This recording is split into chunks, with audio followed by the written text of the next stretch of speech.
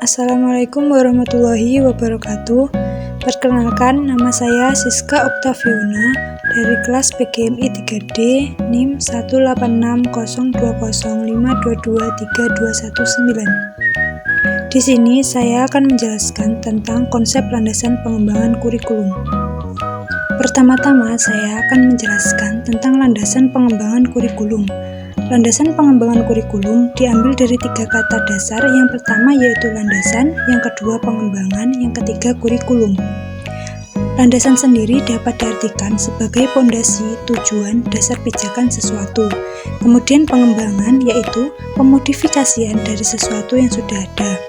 Kemudian kurikulum menurut S. Nasution merupakan suatu rencana yang disusun untuk melancarkan proses belajar mengajar di bawah bimbingan dan tanggung jawab sekolah atau lembaga pendidikan serta staf pengajaran.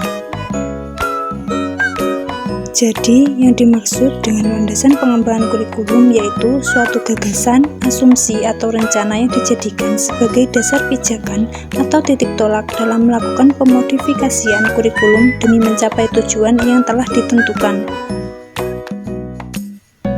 Selanjutnya ada konsep landasan pengembangan kurikulum. Kenapa harus ada landasan dalam pengembangan kurikulum? Jadi, kita ibaratkan kurikulum itu sebagai suatu bangunan yang menjulang tinggi, kemudian landasan itu sebagai sebuah pondasi. Nah, bangunan yang dibangun di atas pondasi yang rapuh, maka bangunan tersebut tidak akan bertahan lama. Sebaliknya, jika bangunan yang menjulang tinggi itu dibangun pada pondasi yang kokoh dan kuat, maka bangunan akan bertahan lama. Jadi, analogi ini sama halnya pada pengembangan kurikulum. Untuk menentukan berkualitas tidaknya kurikulum yang dirancang sangat ditentukan oleh landasan pengembangan kurikulum yang kuat. Selanjutnya yaitu fungsi landasan pengembangan kurikulum. Fungsi landasan pengembangan kurikulum ada 6 macam, yaitu fungsi penyesuaian, fungsi integrasi, fungsi diferensiasi, fungsi persiapan, fungsi pemilihan, dan fungsi diagnostik.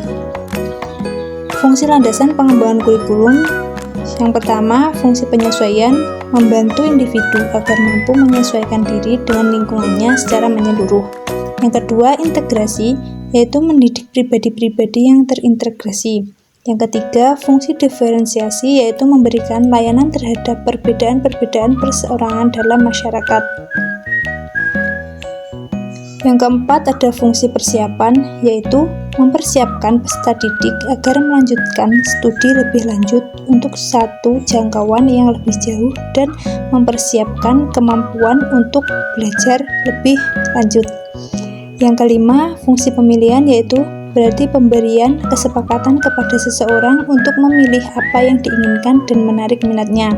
Yang terakhir ada fungsi diagnostik, yaitu membantu dan mengarahkan para peserta didik agar mampu memahami dan menerima dirinya sehingga dapat mengembangkan semua potensi yang dimiliki. Selanjutnya yaitu landasan pengembangan kurikulum. Menurut Susilana, DKK tahun 2006, secara umum pengembangan kurikulum dikelompokkan dalam 4 jenis landasan, yaitu yang pertama landasan filosofis, yang kedua landasan psikologis, yang ketiga landasan sosiologis, dan yang keempat landasan ilmu pengetahuan dan teknologi.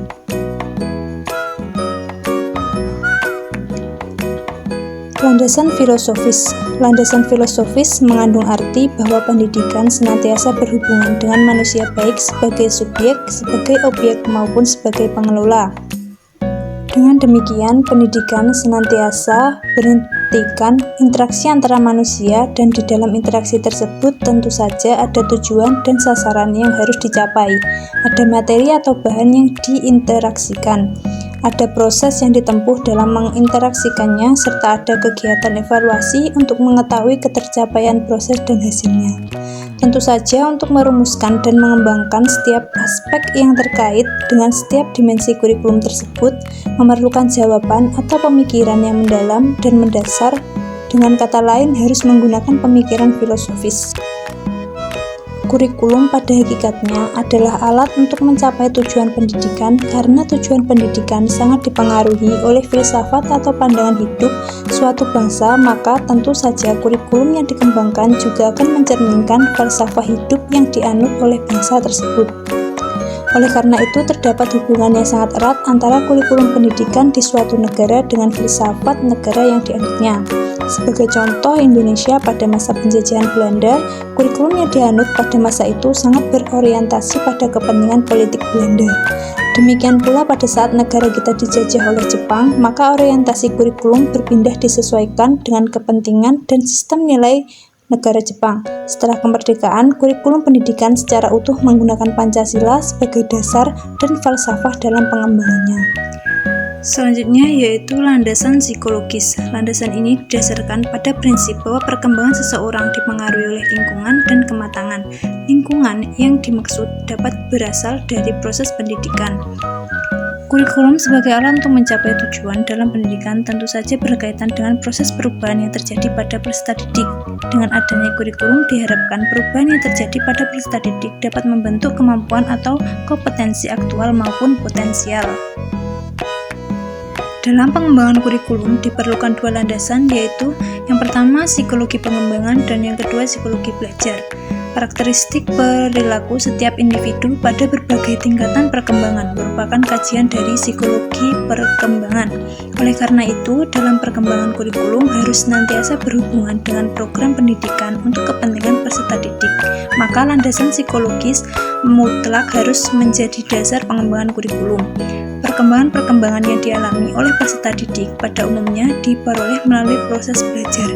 Guru atau pendidik harus selalu mencari upaya untuk dapat membelajarkan peserta didik dengan cara belajar dan mengajar yang dapat memberikan hasil optimal, tentu memerlukan pemikiran yang mendalam, yaitu dilihat dari kajian psikologis belajar.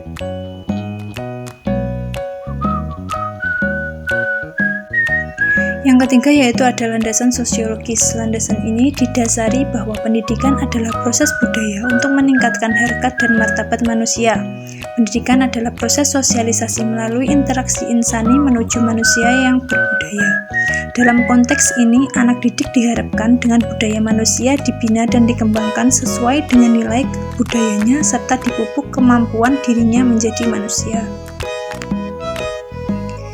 Kurikulum dalam setiap masyarakat pada dasarnya merupakan refleksi dari cara orang berpikir, berasa, bercita-cita, atau kebiasaan-kebiasaan. Karena itu, dalam mengembangkan suatu kurikulum perlu memahami kebudayaan. Kebudayaan adalah pola kelakuan yang secara umum terdata dalam satu masyarakat meliputi keseluruhan ide, cita-cita, pengetahuan, kepercayaan, cara-cara berpikir, dan kesenian. Pengembangan kurikulum yang dilandasi oleh hal tersebut sifatnya umum dan artinya berlaku bagi kehidupan masyarakat. Yang terakhir yaitu ada landasan ilmu pengetahuan dan teknologi. Sumber nilai yang ada dalam masyarakat untuk dikembangkan melalui proses pendidikan ada tiga, yaitu logika, estetika, dan etika. Ilmu pengetahuan dan kebudayaan adalah nilai-nilai yang bersumber pada logika atau pikiran. Sebagai akibat dari kemajuan ilmu pengetahuan dan teknologi yang pada hakikatnya adalah hasil kebudayaan manusia, maka kehidupan manusia semakin luas, semakin meningkat, sehingga tuntutan hidup pun semakin tinggi.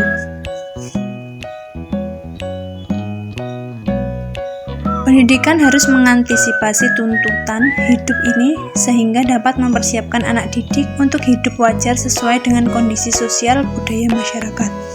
Dalam konteks inilah kurikulum sebagai program pendidikan harus dapat menjawab tantangan dan masyarakat. Untuk dapat menjawab tuntutan tersebut bukan hanya pemenuhan dari segi isi kurikulum saja, melainkan juga segi strategi pelaksanaannya. Oleh karena itu, guru pembina dan pelaksana kurikulum dituntut lebih peka mengantisipasi perkembangan masyarakat agar apa yang diberikan kepada siswa relevan dan berguna bagi kehidupan di masyarakat.